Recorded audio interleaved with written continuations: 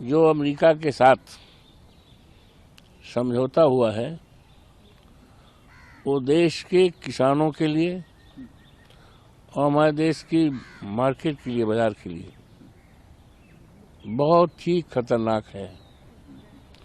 हमारी पहचान एक कृषि देश के रूप में है, सारे देश और दुनिया में जाना जाता है। हमें गर्व है अपने देश के किसानों पर। उनके द्वारा अनाज के उत्पादन की सराहना केवल अपने ही देश में नहीं, सारी दुनिया को पता है कि भारत के किसान अनाज उत्पादन में उन्होंने समय समय पर रिकॉर्ड तोड़ा है। और केवल अपने देश के नहीं, तमाम मुल्कों को भी हमारे देश के किसान पेट भरते हैं। तो राहुल जी ने जो बात कही, तो कहीं न कहीं जो ट्रंप के साथ समझौता हुआ है, अमेरिका के साथ समझौता हुआ है, अब देश के साथ हमारे देश में बचा क्या? जब हमारी खेती चली जाएगी, हमारा कृषि, इसके 80% लोग किसान हैं, जब ये खत्म हो जाएगी, इसकी अपनी सेंटिटी खत्म हो जाएगी, तो देश में बचा क्या? हमारा बाजार खत्म हो जाएगा। और यहाँ तक कि हमारी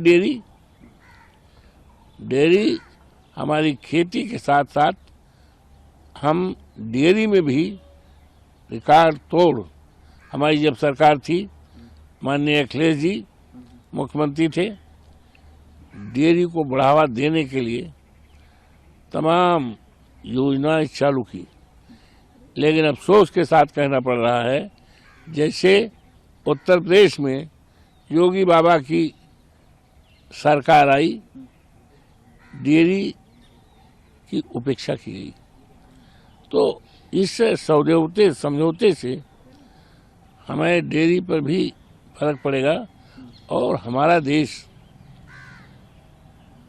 जो है में धर्म और तमाम भावनाएं होती हैं। और बताते हैं कि जो अमेरिका में जो गायों को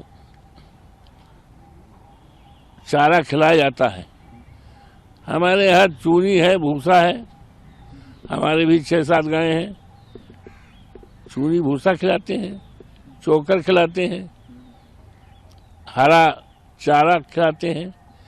वहाँ अमेरिका में ये नॉन वेजिटेरियन होती, इनको तरह तरह की चर्बी खिलाई जाती है, मांस खिलाई जाती है। तो हमारे देश में जो हमारे देश की पवित्रता है, गाय का दूध इस्तेमाल होता है तमाम धार्मिक प्रयोजन में, गाय का गोबर इस्तेमाल होता है पूजा पाठ में, गौरी गणेश बनाए जाते हैं। तो जो हमारे तमाम अनुष्ठान हैं, वो अनुष्ठान हैं तब जब गायें वहाँ की जो नॉन वेजिटेरियन हैं और उनका आएगा तो उसको हमारे यहाँ की पर क्या असर पड़ेगा? हमारे यहाँ गायों पर भी असर पड़ेगा। हमारे गायों का जो यहाँ का होता नस्ल, उसका भी फर्क पड़ जाएगा।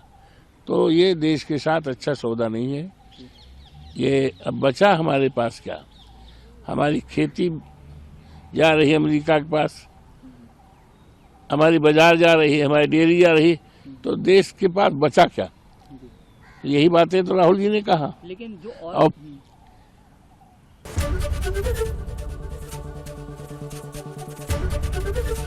एबीपी गंगा, खबर आपकी, जुबान आपकी।